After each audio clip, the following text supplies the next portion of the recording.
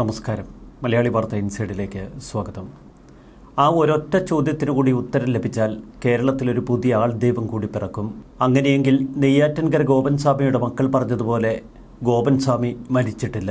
പിതാവിനെ മക്കൾ സമാധിയിരുത്തി എന്ന ദുരൂഹ സംഭവത്തിന്റെ ചുരുളഴിക്കാൻ കേരള പോലീസും ഭരണകൂടവുമൊക്കെ ജാഗ്രതയോടെ നീങ്ങുന്ന കാഴ്ച. ഗോപൻസ്വാമിയുടെ മൃതദേഹം പുറത്തെടുത്ത് ഇപ്പോൾ മെഡിക്കൽ കോളേജ് ആശുപത്രിയിൽ എത്തിച്ചിരിക്കുന്നു. മക്കൾ ഇതുവരെ പറഞ്ഞതൊക്കെ പൂർണ്ണമായി ശരിവെക്കുന്ന കാഴ്ചകളാണ് നമ്മൾ ഗോപൻസ്വാമിയുടെ കല്ലറയിൽ കണ്ടത്. ഗോപൻസ്വാമിയുടെ മൃതദേഹത്തിന് ചുറ്റും 4 കോൺക്രീറ്റ് സ്ലാബുകൾ, അതിനു മുകളിൽ പാറ കൊണ്ടുണ്ടാക്കിയ ഒരു മൂട. സമാധി മൂടിയിരുന്ന പലക നീക്കിയതോടെ ഗോപൻസ്വാമിയുടെ തല കാണപ്പെട്ടു. പത്മാസനത്തിൽ ഇരിക്കുന്ന നിലയിൽ മൃതദേഹത്തിന് ചുറ്റും ഭസ്മവും സുഗന്ധദ്രവ്യങ്ങളും. കല്ലറ തുറന്നപ്പോൾ കർപ്പൂരത്തിന്റെ മണം. ഹൃദയഭാഗം വരെ കർപ്പൂരവും ഭസ്മവും അടക്കമുള്ള സുഗന്ധദ്രവ്യങ്ങൾ കൊണ്ട് മൂടിയിരിക്കുന്നു. മുഖത്തും ശിരസിലും വിഗ്രഹത്തിൽ ചാർത്തുന്നത് പോലെ കളഭം ചാർത്തി. പിന്നീട് പിതാവ് വാങ്ങിവെച്ചിരുന്ന ശിലയെടുത്ത് സമാധി മണ്ഡപം മൂടി എന്ന മക്കളുടെ മൊഴി പൂർണ്ണമായും ശരിവെക്കുന്ന കാഴ്ചകളാണ് ആ കല്ലറയിൽ കണ്ടത്. ഏറ്റവും വലിയ അത്ഭുതം മക്കൾ പറഞ്ഞ ചില മൊഴി തന്നെയാണ്. പിതാവിന്റെ ദേഹത്ത് നിന്ന് ആത്മാവ് വിട്ടൊഴിഞ്ഞപ്പോൾ ആ മുഖത്ത് പ്രകടമായ മാറ്റങ്ങൾ.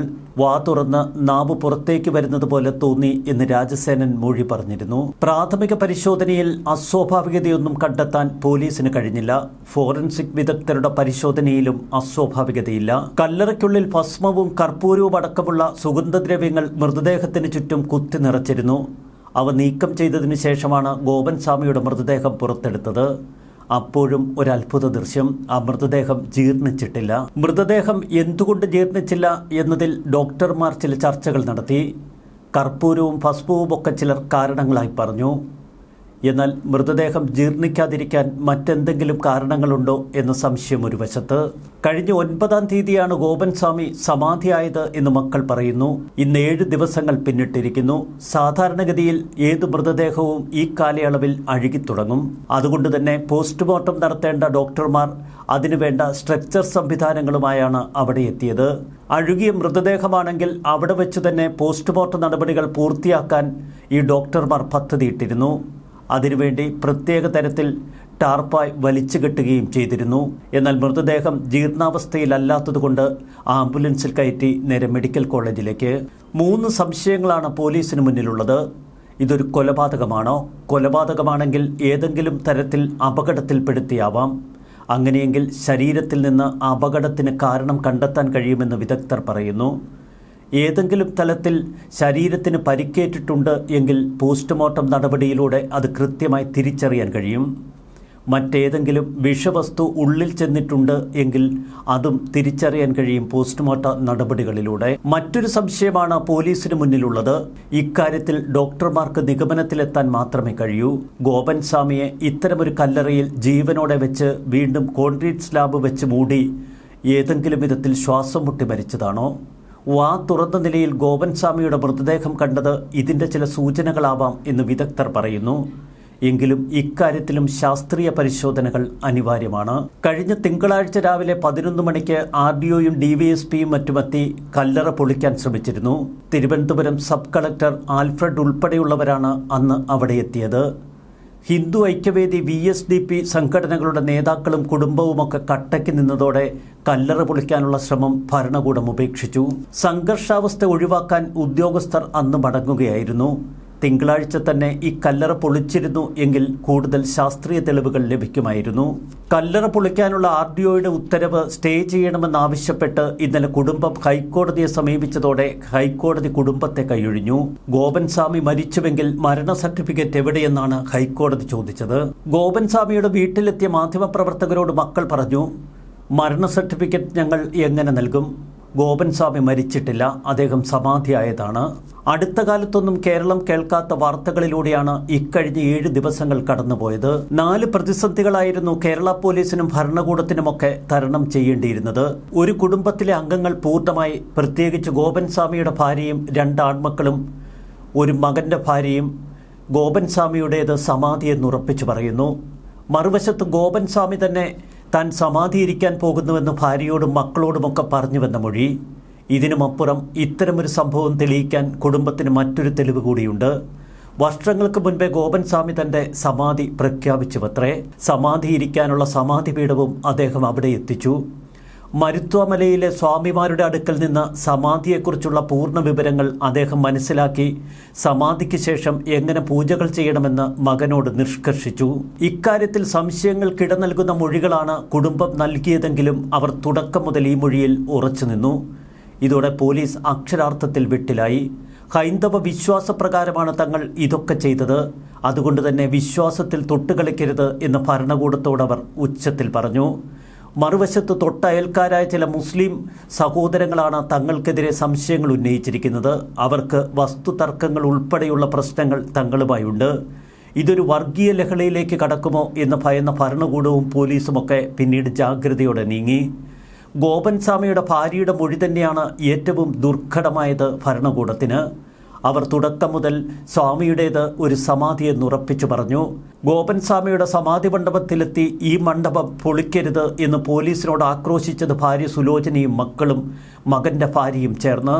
ഒരു വശത്ത് ഒരു ഭരണകൂടവും മറുവശത്ത് വിശ്വാസ സംവിധാനങ്ങളും. ഇവിടെയാണ് അഭിപ്രായ വ്യത്യാസവും സംഘർഷവും ഉടലെടുത്തത്.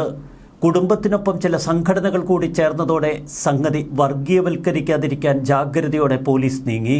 വ്യക്തമായ പോസ്റ്റ്മോർട്ടം റിപ്പോർട്ടാണ് ഈ മരണത്തിൽ ഇനി വേണ്ടത്.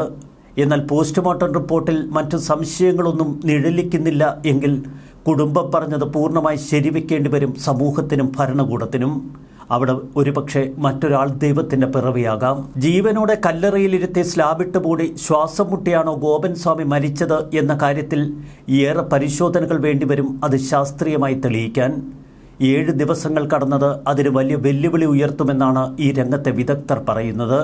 ശ്വാസം മുട്ടിയാണോ മരിച്ചത് എന്ന കാര്യത്തിൽ വ്യക്തത വരുത്താൻ കഴിഞ്ഞാലേ ഗോപൻ സ്വാമിയുടെ മരണത്തിന്റെ ദുരൂഹതകൾ പൂർണ്ണമായി നീങ്ങൂ.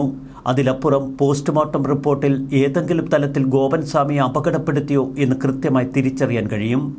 ശരീരത്തിനുള്ളിൽ വിഷം ചെന്നുവോ എന്ന് പോലും മനസ്സിലാക്കാൻ കഴിയും. ഏറെ ദുരൂഹതയുണർത്തുന്ന ഒരുപിടി സംഭവങ്ങളാണ് ഈ കഴിഞ്ഞ ദിവസങ്ങളിൽ കേരളം കേട്ടത്.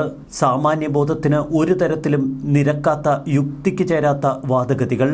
എന്നാൽ വിശ്വാസ സംഹിതകളെ സംബന്ധിച്ച് ഇത്തരം യുക്തിയുടെ പ്രശ്നമില്ല. യുക്തിക്കും മനുഷ്യരുടെ ബുദ്ധിക്കുമൊക്കെ അപ്പുറമാണ് പലപ്പോഴും വിശ്വാസത്തിൻ്റെ തലങ്ങൾ. ആ വിശ്വാസത്തിൻ്റെ തലങ്ങളിലാണ് ഒരു കുടുംബം ശക്തമായി വാദിച്ചതും നിന്നതുമൊക്കെ. മനുഷ്യബുദ്ധിക്കപ്പുറത്ത്, മനുഷ്യന്റെ യുക്തികൾക്കപ്പുറത്താണ് പലപ്പോഴും വിശ്വാസത്തിൻ്റെ ലോകം. നിലവിൽ സമാധിയിടം നിലനിൽക്കുന്ന സ്ഥലം പോലീസ് കാവലിലാണ്. ഇവിടേക്ക് പോലീസ് ഉദ്യോഗസ്ഥർക്ക് മാത്രമേ പ്രവേശിക്കാൻ കഴിയൂ. സമാധിയിടം പൂർണ്ണമായി മറച്ചിരിക്കുന്നു. സമാധി പുറത്തെടുക്കുമ്പോൾ കുടുംബാംഗങ്ങൾ അവരുടെ വീടിനുള്ളിൽ ഇരിക്കുകയായിരുന്നു. ഗോപൻ സ്വാമിയുടെ മൃതദേഹം തങ്ങൾക്കിനി കാണേണ്ട എന്ന് കുടുംബാംഗങ്ങൾ ശാഠ്യം പിടിച്ചു. അതുകൊണ്ട് തന്നെ ആ മൃതദേഹം ഞങ്ങൾക്ക് വിട്ടുതരേണ്ട എന്ന നിലപാടിലായിരുന്നു കുടുംബം. എന്നാൽ പിന്നീട് മകൻ സനന്ദനൻ തൻ്റെ നിലപാട് മാറ്റി. ഇതോടെ മകൻ സനന്ദനനെ മെഡിക്കൽ കോളേജ് ആശുപത്രിയിലേക്ക് പോലീസ് തന്നെ കൂട്ടിക്കൊണ്ടുപോയി. രാവിലെ ഇൻക്വസ്റ്റ് നടപടികൾ തുടങ്ങിയപ്പോൾ ഒരുപക്ഷെ വീട്ടുകാരെ കരുതൽ തടങ്കലിലാക്കിയേക്കാം എന്ന വാർത്തകൾ പുറത്തു വന്നിരുന്നു. ഇന്ന് രാവിലെ 7 മണിയോടെ സബ് കളക്ടർ ആൽഫ്രഡ് അടക്കമുള്ള ഉദ്യോഗസ്ഥർ സ്ഥലത്തെത്തി. തുടർന്നായിരുന്നു കല്ലറ പൊളിച്ചതും ഗോപൻ സ്വാമിയുടെ മൃതദേഹം പുറത്തെടുത്തതും. ഇൻക്വസ്റ്റ് നടപടികൾ സ്ഥലം കൗൺസിലറുടെ സാന്നിധ്യത്തിലാണ് പോലീസ് നടത്തിയത്. ഇൻക്വസ്റ്റിൽ യാതൊരുവിധ സംശയങ്ങളും പോലീസിനോ വിദഗ്ധർക്കോ ഉണ്ടായിരുന്നില്ല. ഫോറൻസിക് വിദഗ്ധർ ഏകദേശം 3.5 മണിക്കൂറോളം സമയമെടുത്ത് ആ സ്ഥലം പൂർണ്ണമായി പരിശോധിച്ചു. ഫോറൻസിക് വിദഗ്ധരും യാതൊരുവിധ സംശയവും ഇതുവരെ ഉന്നയിച്ചിട്ടില്ല. കഴിഞ്ഞ വ്യാഴാഴ്ചയാണ് അതിയന്നൂർ കാവുവിളാകത്ത് സിദ്ധൻ ഭവനിൽ ഗോപൻ സ്വാമി എന്ന് നാട്ടുകാർ വിളിക്കുന്ന മണിയൻ സമാധിയായത്. വീട്ടുകാർ പോസ്റ്റർ പതിപ്പിച്ച് നാട്ടുകാരെ അറിയിച്ചതോടെ അയൽക്കാർ രംഗത്തെത്തി. ഗോപൻ സ്വാമിയുടെ സമാധിയെക്കുറിച്ചുള്ള സംശയങ്ങൾ ഉയർന്നു. ഗോപൻ സ്വാമി എങ്ങനെയാണ് മരിച്ചത്, ഗോപൻ സ്വാമി കല്ലറയ്ക്കുള്ളിലുണ്ടോ എന്ന സംശയങ്ങൾ അയൽക്കാർ ഉയർത്തിയതോടെ പോലീസും സംഭവസ്ഥലത്തെത്തി. തുടർന്ന് സ്ഥലവാസികളായ 2 പേർ നെയ്യാറ്റിൻകര പോലീസിൽ പരാതി നൽകുന്നു. തുടർന്നാണ് കേരളത്തിൽ കോളിളക്കമുണ്ടാക്കിയ ഈ സമാധി സംഭവം ഉയർന്നു വരുന്നത്. ഇന്നലെ ദേഹാസ്വാസ്ഥ്യത്തെ തുടർന്ന് മണിയന്റെ മകന്റെ ഭാര്യയെ മെഡിക്കൽ കോളേജ് ആശുപത്രിയിൽ പ്രവേശിപ്പിച്ചു. രാത്രിയിൽ പിച്ചും പേയും പറയുകയായിരുന്നുവെന്നാണ് അവിടെ നിന്ന് കിട്ടുന്ന സൂചനകൾ. ഇവർക്കൊപ്പം മണിയന്റെ ഭാര്യ സുലോചനയും മകൻ രാജസേനനും. ഇന്ന് രാവിലെ ഇവർ മൂവരും മെഡിക്കൽ കോളേജ് ആശുപത്രിയിലായിരുന്നത് പോലീസിന് അനുഗ്രഹമായി. എന്നാൽ പോലീസ് സംഘം സ്ഥലത്തെത്തിയെന്നറിഞ്ഞ് ഇവരും വീട്ടിലേക്ക് തിരിച്ചിരുന്നു. അച്ഛന്റെ സമാധി പൊളിക്കുന്നതിനെതിരെ ഹൈക്കോടതിയിൽ സമർപ്പിച്ച റിട്ടിൽ കോടതി നടപടിയെക്കുറിച്ച് തങ്ങൾക്ക് ഒരു അറിവും ലഭിച്ചില്ല എന്ന് മക്കൾ പറയുന്നു. നെയ്യാറ്റിൻകരയിൽ നമ്മൾ കാണുന്നത് വല്ലാത്ത കാഴ്ചകളാണ്. കേരളം ഇന്നേ വരെ ചർച്ച ചെയ്തിട്ടില്ലാത്ത ഒരു പുതിയ വിഷയമാണ് ഇപ്പോൾ ചർച്ച ചെയ്യപ്പെടുന്നത്. ഗോപൻ സ്വാമി എന്ന മനുഷ്യന്റെ സമാധിയും അതിനെ തുടർന്നുണ്ടായ പുലിവാലുകളുമൊക്കെ കേരളത്തിൽ മറ്റൊരു ഭ്രാന്തായി മാറുന്നു. ന്യൂസ് ഡെസ്ക് മലയാളി വാർത്ത ഇൻസൈറ്റ്.